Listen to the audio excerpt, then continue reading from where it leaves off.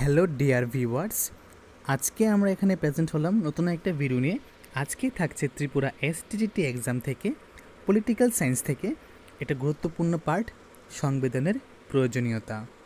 তো তোমরা দেখে নেবে, এটা ইউনিট 1-এ আছে। তো সংবিধানের প্রয়োজনীয়তা কি বা কেন প্রয়োজন?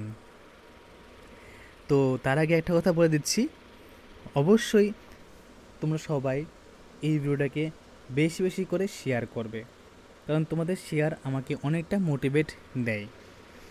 আর এখন দেখা যাচ্ছে যে ভিডিওতে ভিউজ কম আসে, তো ভিউজ কম হওয়ার বা আসার একটাই কারণ, আমি এমসিকিউ সিস্টেম কোনো প্রশ্ন দিচ্ছি না। তো এমসিকিউ সিস্টেম প্রশ্ন দিয়ে কোনো লাভ নেই, যত ডিসকাস করব অত আমরা শিখতে পারবো। আজকে আমি একটা বই থেকে দিচ্ছি, কালকে আমি আরেকটা বই থেকে দিব। তো বাকিরা তোমাদের উপর ডিপেন্ড করবে, তোমরা ভিডিও দেখবে কি দেখবে না।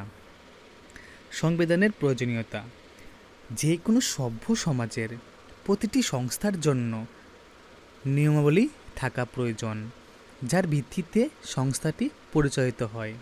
কি বলা হয়েছে? যে সমাজটা সভ্য সেই সমাজে প্রত্যেকটা যে সংস্থা আছে তাদের কিন্তু একটা নির্দিষ্ট রুলস অ্যান্ড রেগুলেশন থাকা প্রয়োজন। এই রুলস অ্যান্ড রেগুলেশনের আন্ডারে ওই সংস্থাটা কাজ করে বা পরিচালিত হয়। এমনকি পাড়ার ক্লাবও সেই নিয়মটা পালন করে। রাষ্ট্রীয় জীবনে সংবিধানের প্রয়োজনীয়তা আরও অনেক বেশি। বলা যেতে পারে যে রাষ্ট্র পরিচালনার জন্য সংবিধান অপরিহার্য। এই যে রাষ্ট্র পরিচালনার জন্য সংবিধান অপরিহার্য, এই লাইনটায় কিন্তু তুমি সবগুলো এমসিকিউ মুখস্থ করলেও কিন্তু পাবে না, নাও থাকতে পারে। প্রতিটি রাষ্ট্রের ক্ষেত্রে একটি সংবিধান কেন অপরিহার্য তা বুঝতে হলে আমাদের সংবিধানের প্রয়োজনীয়তা ও উপযোগিতা সম্পর্কে জানতে হবে। নিচে সংবিধানের প্রয়োজনীয়তা আলোচনা করা হলো। তো সংবিধানের মূল লক্ষ্য এবং আদর্শের ঘোষণা। প্রতিটি সংবিধানের একটি লক্ষ্য ও উদ্দেশ্য থাকে। তাই সংবিধান কি প্রতিষ্ঠা করতে চায়, কোন আদর্শকে ভিত্তি করে সংবিধান দাঁড়িয়ে আছে, কোন আদর্শকে সংবিধানের মধ্য দিয়ে বাস্তবে রূপায়িত করতে চায়, তা সংবিধান থেকে জানা যায়। আদর্শ ও লক্ষ্যের ঘোষণা সংবিধানের প্রথম প্রয়োজনীয়তাকে পূরণ করে। এই সংবিধানের মূল লক্ষ্য এবং আদর্শের ধারণাটার মধ্যে কি বলেছে জানো? এখানে বলেছে যে প্রতিটা সংবিধানের একটি লক্ষ্য এবং উদ্দেশ্য থাকে। তাই সংবিধান কি প্রতিষ্ঠা করতে চাই, মানে একটা সংবিধান কিন্তু অনেক কিছু প্রতিষ্ঠা করতে চাই, সে সম্পর্কে ওয়াকিবহাল করে।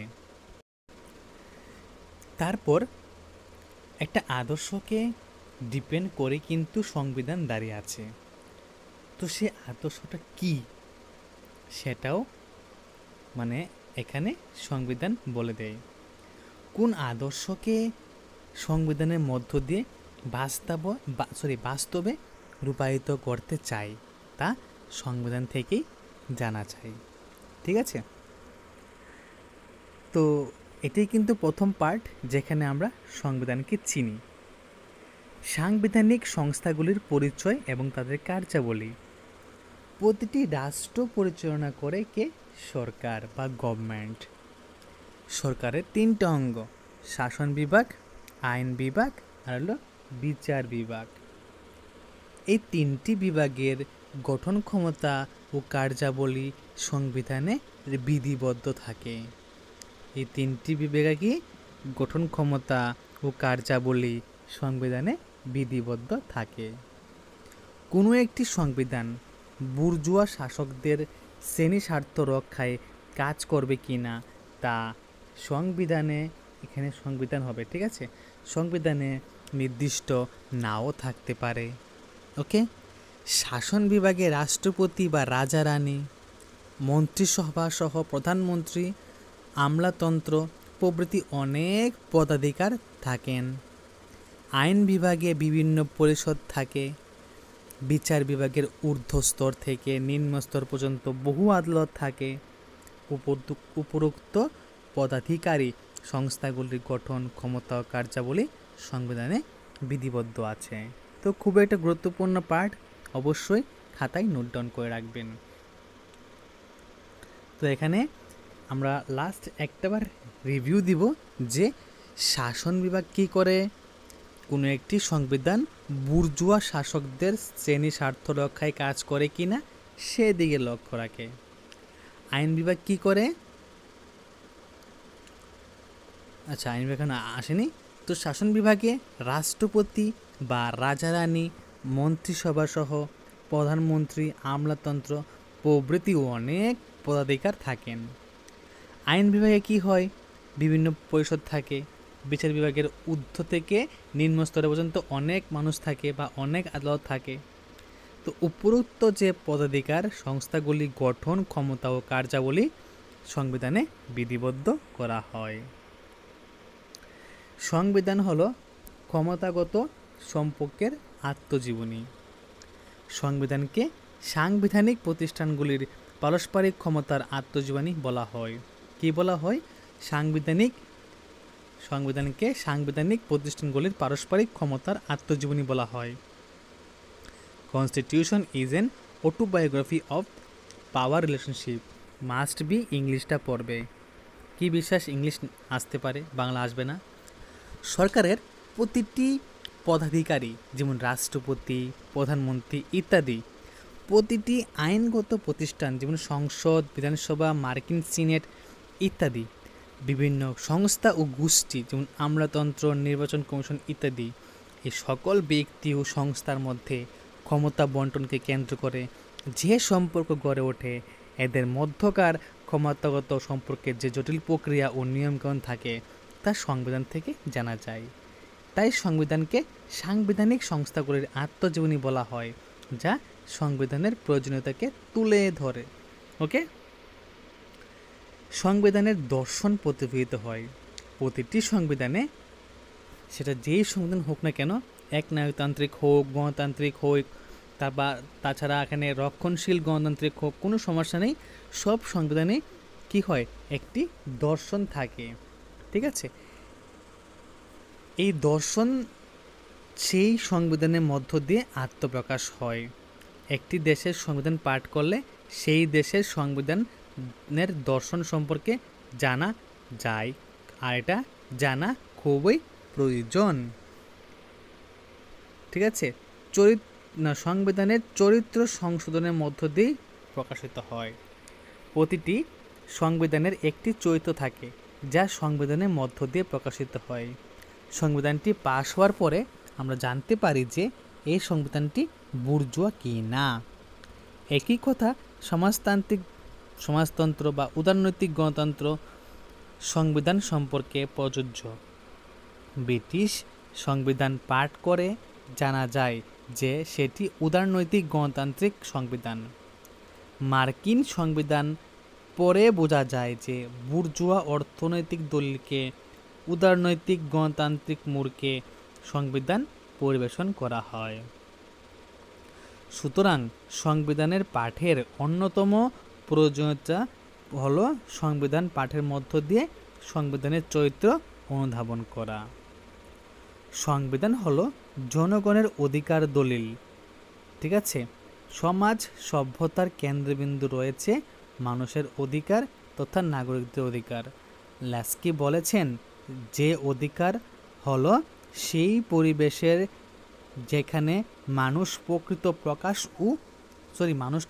প্রকৃত প্রকাশ ও বিকাশ ঘটে। তাই সংবিধানকে জনগণের অধিকারের দলিল বলে অভিহিত করা হয়।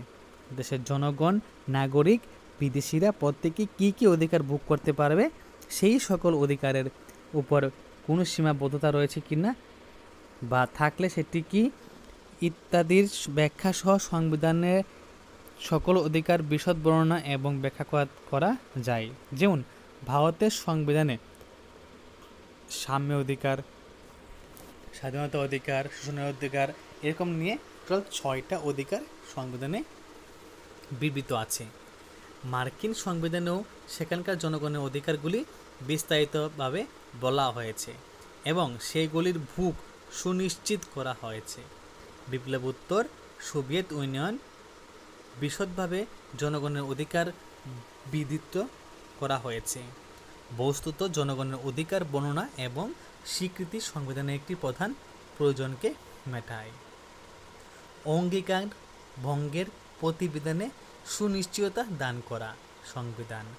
সংবিধানে শুধুমাত্র নাগরিকদের অধিকার বিধিবদ্ধ করা হলে চলবে না, ওই অধিকারগুলি অমান্য করা হলে তা প্রতিকারের ব্যবস্থাও সংবিধানে সুনিশ্চিত করে রাখছে বা থাকা প্রয়োজন। কারণ যে অধিকারকে বাস্তবে ভোগ করা যায় না, যে অধিকার প্রতিনিয়ত অমান্য করলে সেই অধিকারের কোনো মূল্য নেই। তাই সংবিধানের সবচেয়ে বেশি প্রয়োজনীয়তা হলো অধিকারে সুস্পষ্ট ঘোষণা এবং সেই অধিকারগুলি সুনিশ্চিত ব্যবস্থায় সংবিধানে লিপিবদ্ধ করা। যেমন ভারতে 4টি লেখ জারি জনগণের অধিকার সুনিশ্চিত করা, এবং সেই দায়িত্ব ভারতের সুপ্রিম কোর্ট ও হাইকোর্টের মধ্যে দেওয়া হয়েছে। ঠিক আছে।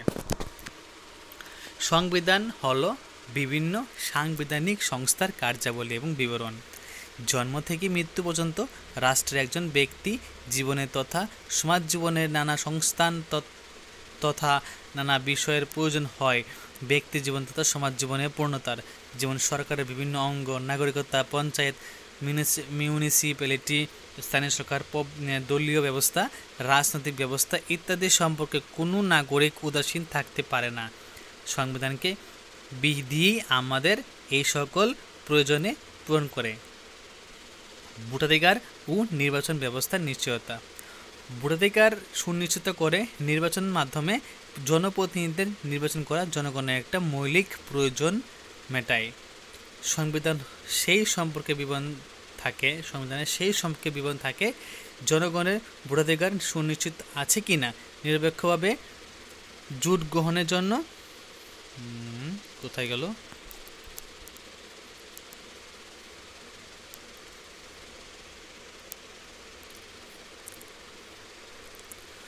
তো কোথায় ছিল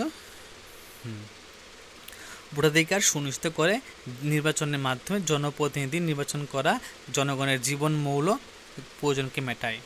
সংবিধানে সেই সম্পর্ক বিবরণ থাকে জনগণের ভোটাধিকার সুনিশ্চিত আছে কিনা, নিরপেক্ষভাবে ভোট গ্রহণের জন্য নির্বাচন ব্যবস্থা, এই ব্যবস্থা পরিচালনার জন্য নির্বাচন কমিশন, স্থায়ী জাতীয় স্বায়ত্তশাসন সংস্থা গঠন সহ সকল ব্যবস্থা কতটা সুনিশ্চিত আছে তা আমরা সংবিধান থেকে জানতে পারি। ঠিক আছে। তারপর এখানে কি আছে, জনগণের কর্তব্য ঘোষণা। কর্তব্য ছাড়া অধিকার থাকতে পারে না, তাই বলা হয়েছে রাইট ইমপ্লাইজ ডিউটি। সুতরাং সংবিধান যেমন একদিকে অধিকারের দলকে সুনিশ্চিত করে, তেমনি রাষ্ট্র, অন্যান্য সংস্থা ও ব্যক্তি প্রতি নাগরিকের কর্তব্যকে সংবিধানে বিধিবদ্ধ থাকা প্রয়োজন বা করে রাখে। জনগণের কর্তব্য জ্ঞান সভ্য সমাজ নাগরিকদের অপরিহার্য। সংবিধান থেকে আমরা নাগরিকদের অধিকার ও কর্তব্য সম্পর্কে সম্যক ধারণা লাভ করতে পারি। ভারতের সংবিধানে জনগণের জন্য 11টি কর্তব্য লিপিবদ্ধ করা হয়েছে এবং আমাদের কর্তব্যের সংক্রান্ত বিধির প্রয়োজনকে মেটিয়েছে। ঠিক আছে। এই হলো কি হিস্ট্রি অফ সংবিধান হলো জনগণের অধিকারের দলিল। ঠিক আছে। তো এই পার্টটা তোমাদের কাছে কীরকম লাগলো অবশ্যই আমাকে কমেন্ট করে জানাবে। যদি ভিডিও ভালো লাগে থাকে অবশ্যই ভিডিওটা যদি ভালো লাগে থাকে তাহলে কিন্তু লাইক এবং সাবস্ক্রাইব করবেন এবং শেয়ার করবেন। আর যদি ভালো না লাগে অবশ্যই একটা ডিসলাইক দিবেন আর চ্যানেলটাকে আনসাবস্ক্রাইব করে দেবেন যদি ভালো না লাগে। তো দেখা হচ্ছে একটা গুরুত্বপূর্ণ ভিডিওতে। তো সবাইকে অসংখ্য ধন্যবাদ দিয়ে আজকের ক্লাসটা এখানে শেষ করছি।